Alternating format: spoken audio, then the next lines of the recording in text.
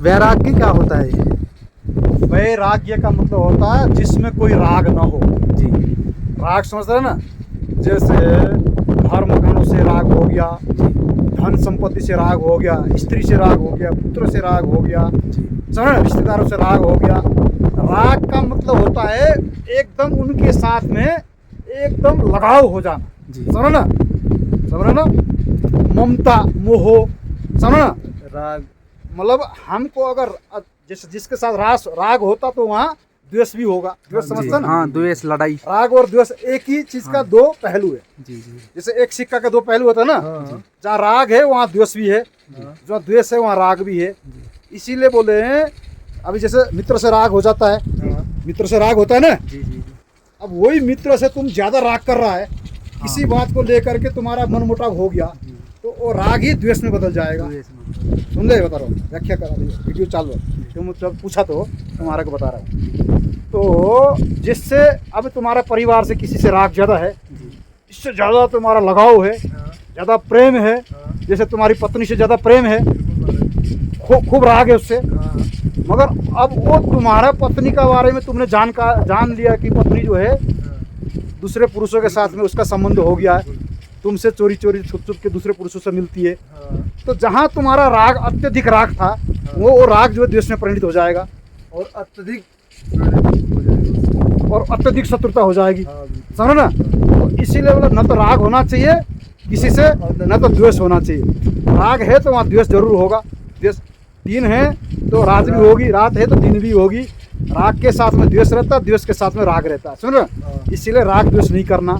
सुनो ना, समता में रहना। समता समझ रहे ना, सम तराजू का पड़ला जानता है ना, तराजू का पड़ला बराबर रहता है, दोनों ओर बराबर रहता है। समता में रहना चाहिए, राग से रहित होकर के रहना चाहिए। गीता में श्री कृष्ण भगवान होता है, राग न किसी से द्वेष। सुनो, अगर राग करना भी हो तो जो कभी द्वेष न करे उससे राग करो, परमात्मा से राग करो। परमात्मा से किया गया राग तो लाभदायक है। लाभदायक है वो तो। सुनो ना, परमात्मा से किया गया राग लाभदायक है, ईश्वर से क्या राग लाभदायक है। संसार के प्राणी से अगर राग करोगे तो लाभदायक नहीं होगा, क्योंकि राग होगा। मान लो एक कुत्ते से राग किया तुमने, कुत्ते को तुम ज़्यादा प्रेम करते हो, तुमने कुत्ते को घर में ला के रखा, कुत्ते से तुम्हारा आत्मीयता हो गया ज़्यादा, प्रेम हो गया ज़्यादा। अब कुत्ते से तुमने राग किया तो, और कुत्ते से राग करने का मतलब नुकसान ही हुआ ना। क्यों? जिससे राग करोगे वो तुम्हारा जो चित्तवृत्ति जो है उसके रंग में रंग जाएगा। चित्तवृत्ति जिसका रात दिन तुम चिंतन करोगे, जिसका ख्याल करोगे, तो तुम्हारा मन मस्तिष्क तुम्हारा हृदय में उसी का भावना से तुम्हारा जो तुम भावित रहोगे, उसकी संस्कार तुम्हारे अंदर में आएंगे, तो छाप पड़ जाएगा। तो कुत्ते से तुमने राग किया तो मरने के बाद में फिर कुत्ते के योनि में जाना पड़ेगा। भगवान से राग किया तुमने, परमात्मा से राग किया, ईश्वर से राग किया, तो ना शिव से राग किया, विष्णु भगवान से राग किया, श्री कृष्ण भगवान से राग किया, या देवी से राग किया, तो उनके राग करने से उनके लोकों में जाओगे। उनसे राग किया तो उनके लोकों में जाओगे, सही छोड़ने के बाद में उनके दिव्य धामों में जाओगे, उनके पास में जाओगे। कुत्ते से राग किया तो कुत्ते बनना पड़ेगा। मतलब जिसमें ज्यादा राग करोगे वही बनना पड़ेगा, वही उसी योनि में जाना पड़ेगा। वही मन उसको। शत्रुता से तुमने मित्र से राग किया ना, या तुम्हारे परिवार से किसी भी पुत्र से राग किया, या किसी से राग किया, बाद में तुम्हारा कहना नहीं माना, तुम्हारा उपदेश को नहीं माना, तुम्हारा जो है सही ज्ञान को, सही उपदेश को, तुम्हारा जो है माता पिता का कहना नहीं माना। मान लो तुम माता पिता हो, तुम्हारा पत्नी है, उसका कहना नहीं माना, तुमने फिर उससे द्वेष करने शुरू कर दिया पुत्र से, तो ये निकम्बा है, ये कोई काम का नहीं है। समझो ना।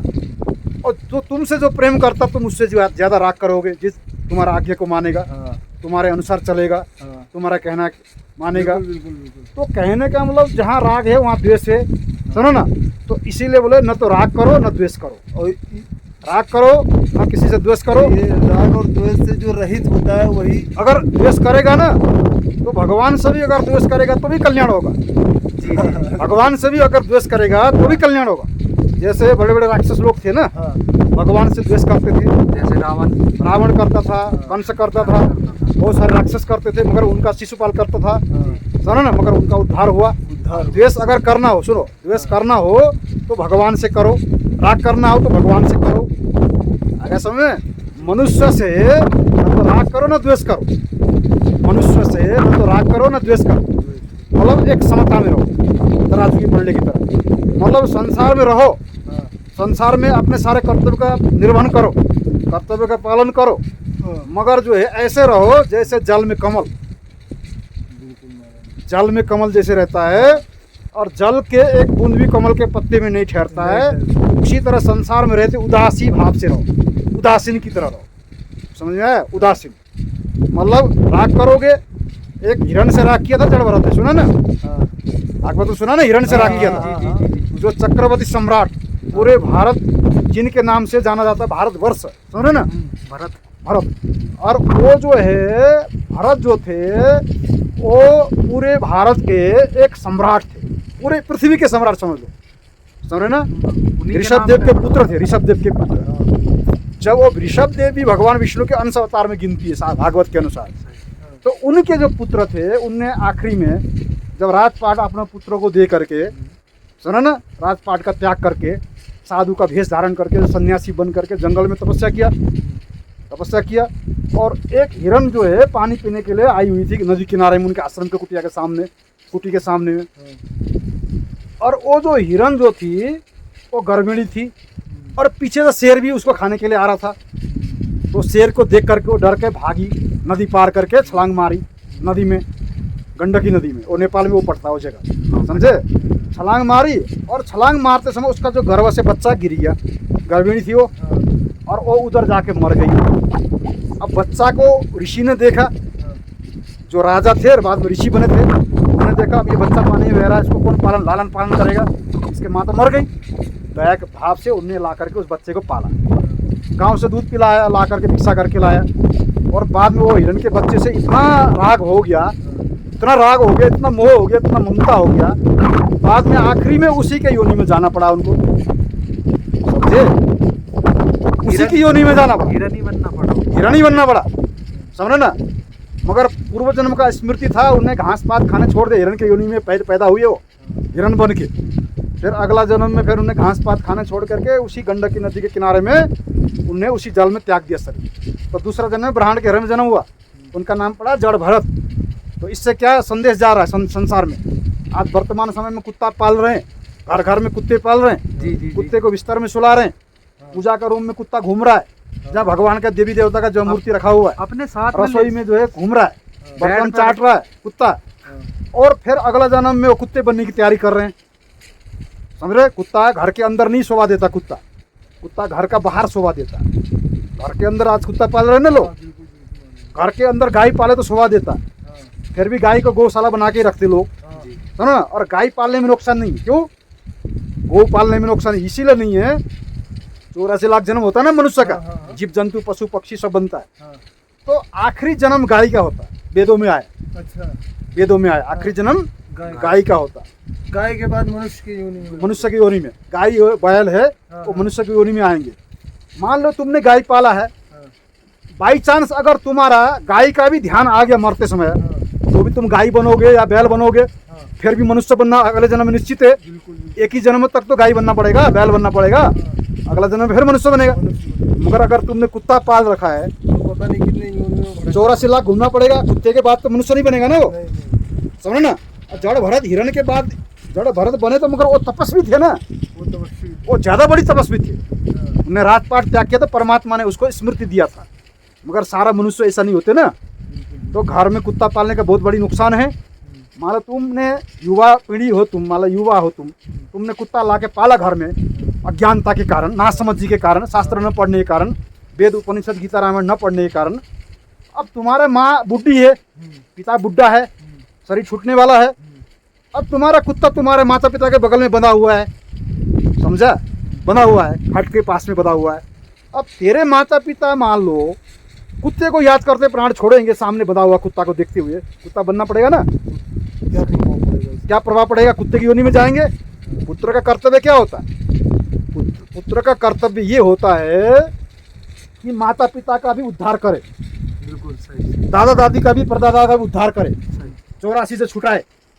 वही पुत्र है, वही सुपुत्र है, बाकी तो कुपुत्र है। समझ में आया? तो अब तुम जो है नासमझी के कारण, शास्त्र न पढ़ने के कारण, वेद उपनिषद गीता रामायण न पढ़ने के कारण, शास्त्र ज्ञान न होने के कारण एक दूसरे का देखा देखी, दूसरे लोगों का देखा देखी ला के कुत्ता पालते हो। उस घर में कुत्ता पाला है, समझे, महंगा कुत्ता पाला, तो हम भी शौक में कुत्ते पालेंगे, तो क्या उसका क्या परिणाम होगा? एक तो बोले उस घर में पितृ लोग नहीं आएंगे, बोले पितृ लोग श्राद्ध करते हैं ना, जब पिंडदान के लिए नहीं आते हैं, देवता उस घर में नहीं आते हैं, लक्ष्मी उस घर में नहीं आती है, जिसमें कुत्ता होता है। मगर वो भले पाप के द्वारा धन कमा ले हो, अधर्म के द्वारा, मगर पुण्य के द्वारा जो है, धर्म के द्वारा वहाँ धन नहीं आए, भले वो अधर्म के द्वारा धन कमा ले और फिर अगला जन्म में कुत्ता बने हो, समझे। तो कुत्ता पालने का भी बहुत नुकसान है, गाय पालने का नुकसान बिल्कुल नहीं है, समझे ना। आज जो है तुमने देखा होगा, आज आपने को तथाकथित धर्मात्मा लोग कह रहे हैं ना, जी जी, आपने को बड़ा धर्मात्मा कह रहे हो, वो लाखों लाखों रुपए का कुत्ते पाले हैं और उनके गाड़ी में कुत्ता घूमता है, हाँ, उनके बिस्तर में कुत्ता सोते हैं, सही, सही, और कुत्ते के साथ में उनकी लड़कियां सोती है, सही। ज्यादातर ये है, हाँ, समझ ना। तो कहने का मतलब है कि कुत्ते का बाल जहाँ गिरता है खाने में चला जाएगा तो अंदर में बीमारी पैदा होगी, एलर्जी की बीमारी होती है ना, रहते हैं, कुत्ते के बाल भी कुत्ते के बाल झड़ते तो। और अब काजल की कोठरी में दाग तो लागे ही लागे, कुत्ता घर में पाले तो बाल तो जाएगा ही जाएगा पेट में, समझ ना। तो उसका भी पाप हो गया। और स्वर्गारोहण पर्व, महाभारत के स्वर्गारोहण पर्व में युधिष्ठिर को यही जो है इंद्र उपदेश दे रहे, युधिष्ठिर को। इंद्र जब युधिष्ठिर को लेने के लिए आए थे ना, इंद्र विमान लेकर के, तो कुत्ता पीछे पीछे गया था, तो ये प्रसंग है, कुत्ते पालने वाला स्वर्ग नहीं जा सकता। कुत्ते पालने वाले के घर में जो है पितृ लोग श्राद्ध जब करते थे पिंडदान के लिए नहीं आ सकते, देवता उस यज्ञ हवन करते, देवता भाग लेने के लिए, ग्रहण कर यज्ञ का भाग लेने के लिए देवता नहीं आते बोले वहाँ। तो वो कुत्ता भी फिर साथ गया था उनकी, वो किस वो वजह से सामान्य कुत्ता नहीं था, वो सामान्य वो धर्मराज कुत्ते के भेष में आए थे, रूप बदल करके धर्मराज आए थे, धर्मराज आए थे, मतलब वो केवल उनको वो प्रसंग सुनाने के लिए, ज्ञान देने के लिए आए थे। अच्छा, और वो उनकी परीक्षा लेने के लिए साथ साथ रहे वो उनकी धर्मराज आगे से। वो कुत्ता साधारण कुत्ता नहीं था जी, मगर वहाँ कुत्ता नहीं पालने का ज्ञान दिया ना, वहाँ कुत्ता न पालने। ये जो बीच में प्राण त्याग दिए थे हाँ, इन्होंने, नकुल सहदेव, हाँ, वो सब ये जो इधर ही है, इधर ही है, हाँ, एक एक करके सभी ने शरीर छोड़ा था। हाँ, धर्मराज युधिष्ठिर स्व शरीर स्वर्ग में चले गए, समझ रहे। कहने का मतलब है कि आज वर्तमान समय में देखो हर घर में कुत्ता मिलेगा, बिल्कुल। और कुत्ता, पहले के लोग कुत्ता नहीं पालते थे, उनको रोटी देते थे। रोटी देने में कोई दोष नहीं है, हाँ, खाना देने में कोई दोष नहीं है, देखो डंडा नहीं मारना चाहिए, उसको पिटाई नहीं करना चाहिए, घर के बाहर आकर के बरंदा में बैठने देना चाहिए, समझो ना। उसको बाहर बैठने के लिए जगह भी बना सकते हो, समझो ना। उसको बारिश से दिखता है बेचारा, वो आके कम से कम तुम्हारा बाहर बैठे बैठे रखवाली करे, कोई दिक्कत नहीं उसमें, समझो ना। उसको 2 रोटी दे सकते हो, पहला रोटी गौ के लिए, आखिरी रोटी कुत्ते के लिए निकालने का विधान है शास्त्रों में, समझे। श्री कृष्ण भगवान तो रोज ही कुत्ते को रोटी देते थे, गाय को रोज घास देते थे श्री कृष्ण भगवान, खूब अपने हाथों से घास खिलाते गायों को, गाय की सेवा करते थे, कुत्ते को रोटी देते थे श्री कृष्ण भगवान। और साधु संतों को भिक्षा देते थे, ब्राह्मणों को भिक्षा देते थे श्री कृष्ण भगवान। नित्य जो है अग्निहोत्र करते थे, हवन करते थे। कहाँ मना है कुत्ते को जो है? श्री कृष्ण भगवान, भागवत कहता है, शास्त्र कहता है कुत्ते को मारो मत, पीटो मत, कुत्ते का जो स्थान है उस स्थान में कुत्ते को रहने दो, जो उसका जगह है उसमें रहने दो, उसको खाना पीना खिलाओ, उसको पानी पिलाओ, समझ ना। गेट उनके लिए, कुत्ते के लिए गेट खोले रखो। आज जो है बहुत देसी कुत्ते को गेट के घर के अंदर नहीं आने देते, देखा तुम बड़े बड़े शहरों में जाके देखो, बड़े बड़े गेट लगे हुए हैं, कुत्ते को उनके घर के अंदर जो बरामदा में आने नहीं देते। और वो जो विदेशी कुत्ते को जो है अपने सोफा में, अपने बेड में सुलाते हैं, बिस्तर में सुलाते हैं, और ये देसी कुत्ते को तो डंडा मार के भगाते। तो बड़ा एक बोले कुत्ते से तो जानवर से प्रेम करना चाहिए, बोले जानवर से दया करना चाहिए, जानवर को बोलते ना ये कुत्ते पालने वाले लोग क्या बोलते हैं, ये भी तो भगवान है, इसमें तो भगवान इसमें भी तो भगवान वास करते हैं, इसे बोले सुनो ना। तब तुम एक तरफ से बोल रहे कुत्ते को जो है प्रेम करना चाहिए, तो दूसरे बकरा को काट के क्यों खाते, मुर्गा काट के क्यों खाते? फिर समझ में आया? मुर्गा फिर उसमें भी भगवान क्यों नहीं देखते? एक तरफ बोले कुत्ते में भगवान देख रहे हैं और बकरे को काट के खा रहे हैं, मुर्गा काट के खा रहे हैं, मछली खा रहे हैं, फिर उनमें भगवान क्यों नहीं देखते? जब देखना है तो कुत्ते में देख सकते, उनमें भी देखो। हमारा कहने का, हमारा शास्त्र कहता है परमात्मा ने जिसको जिस जगह में जो स्थान दे रखा है उसको उसी जगह में रहने देना चाहिए। अब शेर है, मान लो जंगल का जो शेर है, तो शेर के लिए तो जंगल बना है ना, तो अगर तुम घर में लाके पालोगे तो खतरा है, सांप का जो जगह है, सांप को जहाँ जो सांप रहता है उसको वहीं रहने दो, नहीं तो पास में राख कर पालोगे तो काट के खाएगा, समझ ना, तुम्हारे अंदर वो जहर चढ़ेगा। तो सम दृष्टि रखो, सम दृष्टि, समझ ना, सम व्यवहार नहीं हो सकता। सम व्यवहार होगा क्या? नहीं। मतलब कुत्ते को तुम अगर सम दृष्टि नहीं रखोगे, सम व्यवहार अगर बोलोगे उस कुत्ते में भगवान है, सुअर में भगवान है, समझ ना, मुर्गा में भगवान है, तो एक साथ एक ही थाली में क्यों नहीं खाते फिर? नहीं हो पाएगा ना। एक थाली रख करके उसमें भोजन रखो, सब कुछ डालो, और एक तरफ में कुत्ते को खाने दो, तुम भी खाओ, नहीं एक तरफ सुअर खा रहा है, कुत्ता खा रहा है, तुम भी खाओ, खा सकते हो? नहीं खा सकते ना। तो इसीलिए आज अज्ञानी लोग जो है ना, मंद बुद्धि वाले लोग जो है अपने को बड़ा ज्ञानी मानते हैं, बड़ा होशियार मानते हैं, चतुर चालाक मानते हैं, समझो ना, और घर में कुत्ते पाले हैं और उनको ज्ञान दोगे ना तो तर्क करेंगे, वो विवाद खड़ा कर देंगे। और आप देखो, आज वर्तमान समय में मनुष्य से ज़्यादा लोगों का प्रेम कुत्ते के साथ, मनुष्य का ज़्यादा प्रेम कुत्तों के साथ है। तुम अगर तुम्हारे घर में अगर तुम्हारा लड़के ने कुत्ते पाला है, ज़्यादा प्रेम करता, अगर तुम लाख समझाओगे तो कुत्ता हटा दे, नहीं हटाएगा। इससे सिद्ध हुआ कि कुत्ते से ज़्यादा प्रेम उसका तुमसे कम है, सिद्ध हुआ ना। कुत्ते से ज़्यादा प्रेम है, तुमसे कम है। तुमसे अगर प्रेम ज़्यादा होता वो हटा देता। पिताजी जब माता पिता जो है कह रहे हैं, समझो ना, और बड़े गुरु लोग कह रहे हैं, समझो ना, जो गुरुओं ने शास्त्रों का अध्ययन किया, वेदों का, उपनिषद, गीता, रामायण का अध्ययन किया है, इनको विशेष ज्ञान होगा इसके बारे में। ये कह रहे हैं, माता पिता कह रहे हैं, अपने परिजन जो है, जो श्रेष्ठ जो लोग हैं वो कह रहे हैं, तो हटा देना चाहिए। मगर वो हटाएगा नहीं। क्यों नहीं हटाएगा? क्योंकि तुमसे ज़्यादा प्रेम कुत्ते से उसका, इसकी कुत्ते कई योनि से हो सकता हुआ है, समझो ना। जिस योनि से जो आता ना, जिस जन्म से वो आता, उसका उसके प्रति ज़्यादा लगाव होता आगे साहब। क्योंकि कुत्ते से ज़्यादा जो प्रेम करने वाले लोग होते हैं ना, ज़्यादा कुत्ते से प्रेम करने वाला लोग होते हैं, वो कुत्ते योनि से आए हो सकते हो, समझ ना। जैसे भूत बन करके जो मनुष्य योनि में आया ना, कई लोग जो है बीच में, तो वो भूत दिखता है, उसको भूत दिखता रहता है, रात में ज़्यादा उनको भूत दिखते हैं, समझ ना, सपने में या ऐसे चीज़ें भूतें दिखते हैं। तो इसीलिए हमारा किसी के पास ज़्यादा गौ से प्रेम है ना, सुनो, ज़्यादा गौ गाय के साथ ज़्यादा प्रेम है, ज़्यादा लगाव हुए, तो समझ लो देवलोक से आया, स्वर्गलोक से आया, आगे समझ ना। जिसको गाय ज़्यादा अच्छी लगती है, ज़्यादा सेवा भाव गाय की, हाँ, समझो ना, वो समझ लो देवलोक से आया, फिर गौ जाति से उत्पन्न हुआ, फिर तो गौ जाति से आया, मनुष्य बना, क्योंकि आखिरी जन्म है जाति का नहीं आएगा। कभी देखा गाय के शरीर से दुर्गंध निकलता है वो महाराज, उसको स्नान कराने का जरूरत नहीं, सुनो, उसको स्नान कराने का जरूरत नहीं। अगर स्नान कराए तो और कहने क्या है, और जब बिना स्नान का ही सुगंध निकलता उसके शरीर से, समझो, अलग प्रकार के सुगंध निकलता गाय के शरीर से। तो देखो, कुत्ते को 2 दिन स्नान नहीं कराओगे, तुम कुत्ते के साथ में बैठ नहीं सकते हो। कुत्ते के जहाँ कुत्ता बैठता है तो एक प्रकार के गलत एनर्जी निकलती है उसमें से, दुर्गंध निकलता कुत्ते के शरीर, दुर्गंध आता कुत्ते के शरीर, प्राण आता कुत्ते के शरीर से। गाय से कभी आता? कभी नहीं आता है। और अच्छा महाराज जी, ये जो आप जातियों की बात की है, तो जातियों में मतलब कि इतना भेद क्यों है? अगर जो भेद नहीं, ये जातियाँ जैसे मान लो गेहूँ धान में जाती है ना, गेहूँ धान में जाती हैं तो सारा गेहूँ ही बोलते हैं, मगर उनमें भी क्वालिटी है ना गेहूँ धान में, हाँ है ना। जैसे अमरूद है, आम है, इनमें भी कई जातियाँ हैं। तो ऐसा ही ये मनुष्य में भी संस्कारगत जाति है, संस्कार मतलब पाप पुण्यगत जाति है, अगर ना।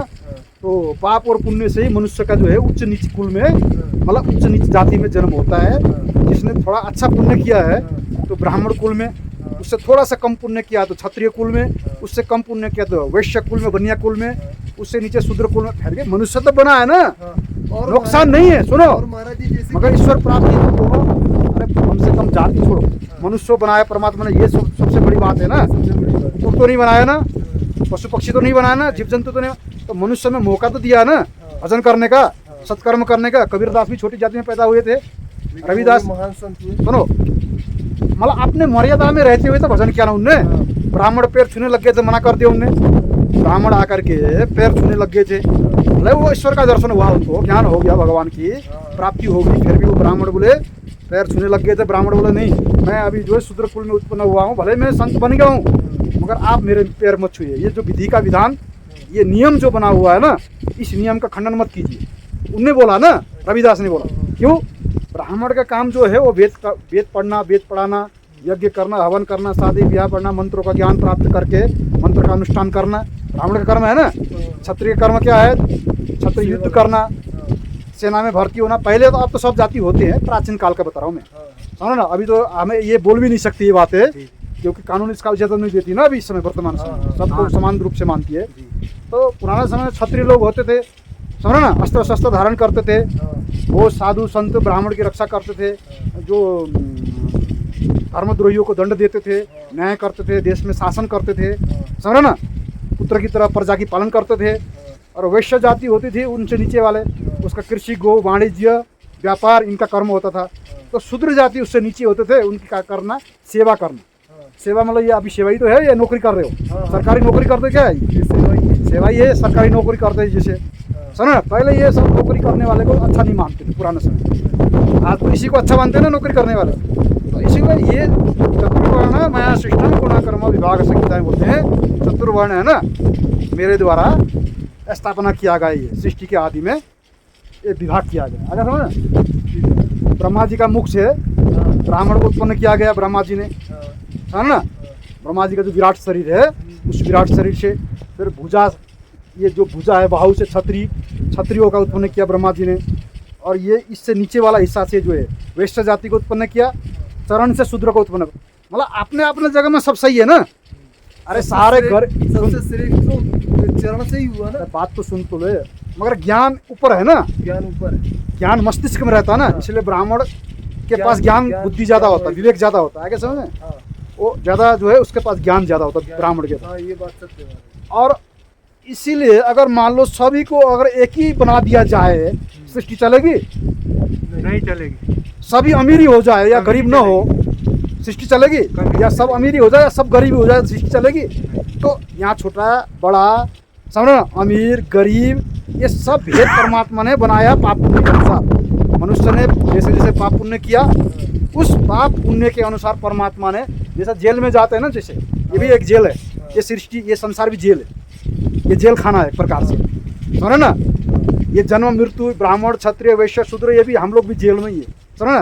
ब्राह्मण भी जेल में है, संसार रूपी जेल है, समझो ना, संसार रूपी जेल।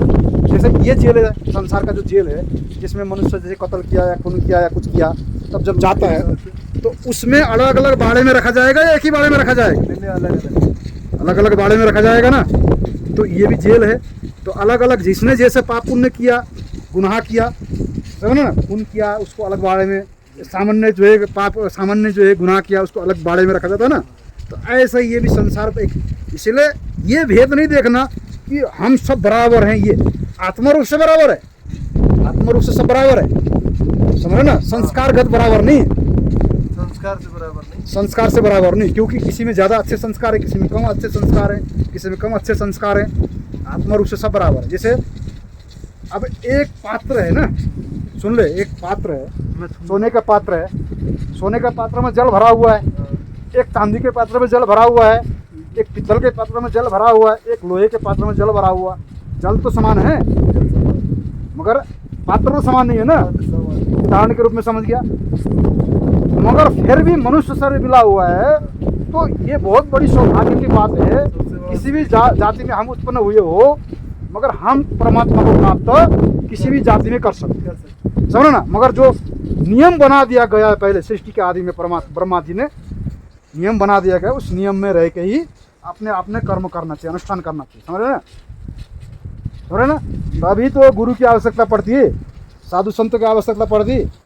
बहुत लोग ओम लगा के जप करते हैं, ओम का जप करने का सबको हक नहीं है, मगर ओम के बिना बहुत सारे मंत्र है, उसका जप करने का सबको अधिकार है। जैसे राम मंत्र जप सकता है हर आदमी, है ना, और श्री कृष्णाय नमः जप सकता है, राधे राधे आदि जप सकता है।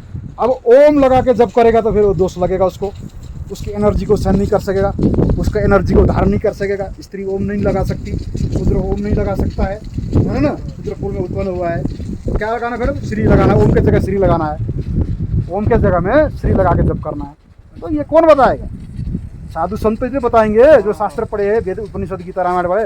और बहुत लोग बोले अरे ये वेद बुद्ध झूठे बोलेंगे, बहुत लोग बोले ना वेद शास्त्र के बातें झूठे, हम तो नहीं मानेंगे। बोले नहीं मानो तो जाओ नरक में, फिर शास्त्र के अनुसार ही कर्म करने के लिए भगवान बोले ना गीता में, क्या बोले अर्जुन को, तत्शास्त्र गीता फिर सब पढ़ सकता, देख लो गीता हर जाति पढ़ सकता है, हाँ हर जाति। गीता का अध्ययन शूद्र भी कर सकता है, हाँ। मगर गीता को भगवान ने वेद मंत्र को अलग हिसाब से भगवान ने वहाँ रख दिया ताकि हर आदमी उसका लाभ उठा सके, समझ रहे हैं? मगर वेद नहीं पढ़ सकता हर आदमी, मगर फिर आर्य समाजी लोग बोलते नहीं पढ़ सकता, आर्य समाजी लोग होते हैं ना जो, वो बोलते पढ़ सकते हैं। तो कहने का मतलब ये जो सही जो व्याख्या है, सही जो ज्ञान है, वो जो साधु संत हैं जो इसी चीज़ में जो हमेशा डूबे रहते, समझ रहे ना, और कुछ अनुभूति भी प्राप्त किए, वही सही व्याख्या कर सकता है उसको, समझ रहे ना। इसीलिए बोल रहा हूँ कि हमको वेदों के जो मर्यादा में रहना चाहिए और भजन भक्ति करने का अधिकार सबको है ना। कबीरदास ने भगवान को प्राप्त किया, रविदास ने भगवान को प्राप्त किया, छोटी जाति के बहुत बड़े बड़े भक्त हुए, लोगों ने भगवान को प्राप्त किया, मगर वो भेद नहीं करते थे कि ब्राह्मण आदि से दूसरे जाति से जलते नहीं थे। वो आज जो है जल रहे हैं लोग, जी जी, आज वर्तमान समय जल रहे हैं। क्षमा करिएगा महाराज जी, ये कहीं ना कहीं ऊंची जातियों का ही नहीं परिणाम है। सुनो उच्च जाति का भी, अरे उच्च जाति को भी सब नहीं, सबकी बात नहीं कर रहा हूँ नहीं, मैं ये बोल रहा हूँ उचित जाति को भी ज्ञान थोड़ी होता है ना, साधु की तरह ज्ञान थोड़ी होता उसको, समझे? घृणा नहीं करना बोलता ना शास्त्र, किसी भी जाति से घृणा मत करो, हाँ। घृणा मत करो, मगर फिर भी अपने अपने कुल गोत्र के मर्यादा के अनुसार कर्म करो, हाँ। नियम के अनुसार, आगे समझ में। मगर हम किसी भी जाति को नीचा नहीं दिखाना, हमको किसी को छोटा नहीं करना नीचा दिखा करके।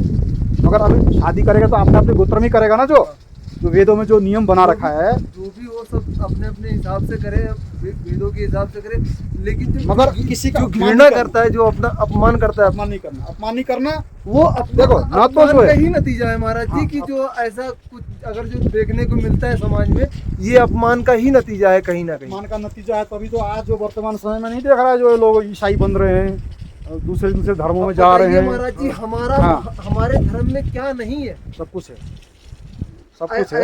ऐसी कोई चीज नहीं है जो हमारे धर्म में ना हो, चाहे साइंस ले लो, चाहे गणित ले लो, चाहे विज्ञान ले लो, कोई भी चीज ऐसा चीज नहीं है जो हमारे वेदों में ना बताई गई हो, लेकिन कहीं ना कहीं छोटा कर दिए लोगों ने इस चीज को।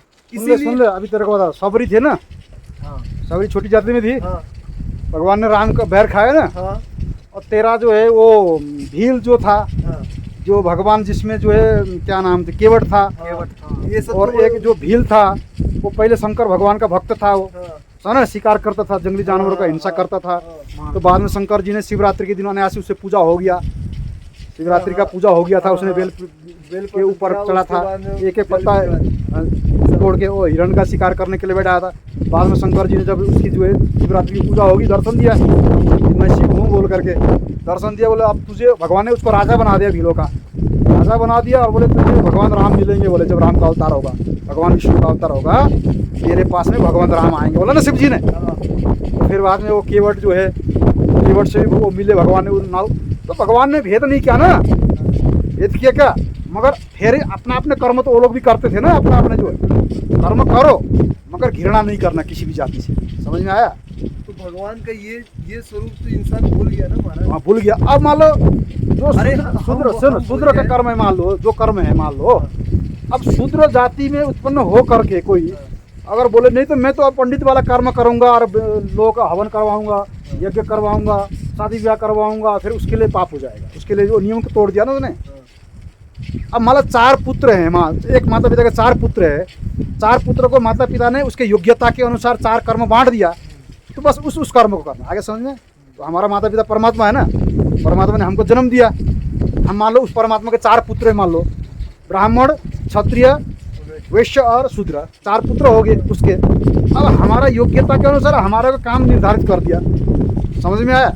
बोला नहीं मैं तो अब ये माता पिता ने जो काम बताया था हम ये काम नहीं करो, हम तो वो काम करूंगा, तो वो भी एक आज्ञा का उल्लंघन हो गया। वो भी आज्ञा का उल्लंघन हो गया। जो आज हमारा धर्म खंडित हो रहा है, विभाजन हो रहा है, हम लोग दूसरे जातियों में जाके जा रहे हैं, तो ये क्यों हो रहा है? देखो दूसरी जाति में भी नहीं जाना है, अपनी जाति में रहना है, अपने गोत्र में रहना, अपने मर्यादा में रहना है। धर्म का परिवर्तन हो रहा है, धर्म का परिवर्तन भी नहीं करना है। और जो शास्त्र पढ़ा हुआ आदमी होगा ना, मतलब जैसे पुराण पढ़ते हैं ना, पुराण गीता आदि पढ़ता है, वो भले छोटी जाति में उत्पन्न हुआ है, समझे, तो वो विवेकशील होगा।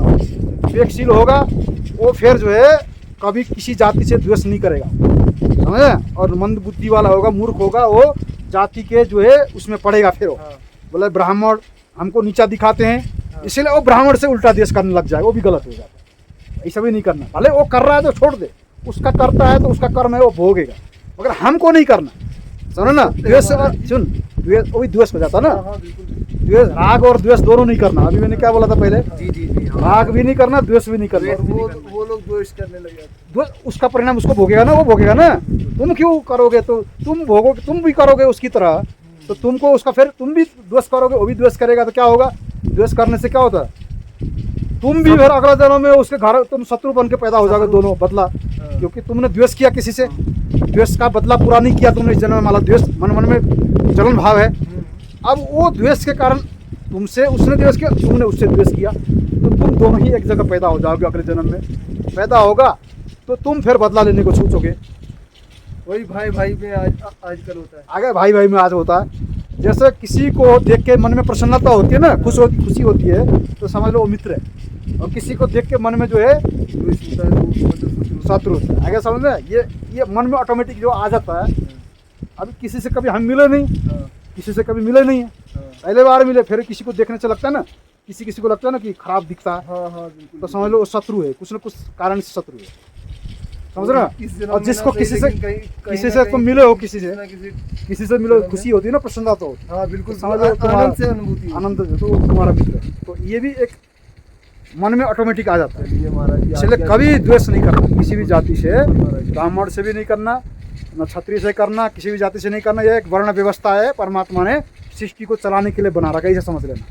क्या है, सृष्टि को चलाने के लिए बना रखा, सृष्टि को एक नियम में रखने के लिए ये बना रखा। आगे समझ रहे, क्योंकि अमीर गरीब सुखी दुखी, समझ ना, ये छोटा बड़ा ये सब जो है एक सृष्टि को चलाने के लिए बना रखा चलाने के लिए ही है, नहीं तो फिर सिस्टम खराब हो जाएगा, सिस्टम खराब हो जाएगा, चल नहीं पाएगा। इसीलिए तुम अगर राग करोगे तो परमात्मा से राग करो। किससे करो, परमात्मा से करो। द्वेष भी करना है तो परमात्मा से करो, द्वेष भी करना है तो परमात्मा से करो। द्वेष करने से भी मुक्ति है, राग करने से मुक्ति है। मनुष्य से राग करने से मुक्ति नहीं है, द्वेष करने से मुक्ति नहीं। मनुष्य से राग करोगे तो दो नुकसान है, जीव जंतु से तो ज़्यादा ही नुकसान है, जीव जंतु से तो ज़्यादा ही नुकसान है। थोड़ा सा गुप्त गंगा के बारे में बता दो। देख ले, मैं बता रहा हूँ तेरे को, ये गुप्त गंगा है, ये नारायणगिरी पर्वत है। इस नारायणगिरी पर्वत में करोड़ों करोड़ों तीर्थ है। क्या है, करोड़ों करोड़ों तीर्थ हैं, और कदम कदम पे जो है कोटि कोटि तीर्थ हैं, करोड़ों करोड़ों तीर्थ है। तो इसीलिए ये जो है गुप्त गंगा, मतलब जब एक एक कदम पे तीर्थ है, करोड़ों करोड़ तीर्थ है, तो ये तीर्थ नहीं हुई। और बद्रीनाथ के कण कण जो है तीर्थ है, बद्रीनाथ के कण कण पवित्र है, कण कण में यहाँ ऋषियों के वास है, देवताओं के वास है, ना, सूक्ष्म रूप में। और ये गंधमादन ही बोलते हैं, हनुमान जी का भी वास बताया इस शास्त्रों में, इस पर्वत में। इसी गंधमादन। और यहाँ जो है माता पार्वती जो है अपने सहेली के साथ में क्रीड़ा करते थे इस पर्वत में, ऐसा शास्त्र में उल्लेख है। हाँ, और ये नर पर्वत है, अर्जुन के नाम से है, नर पर्वत भगवान के नाम से नारायण पर्वत है। नर नारायण है ना, अर्जुन और श्री कृष्ण।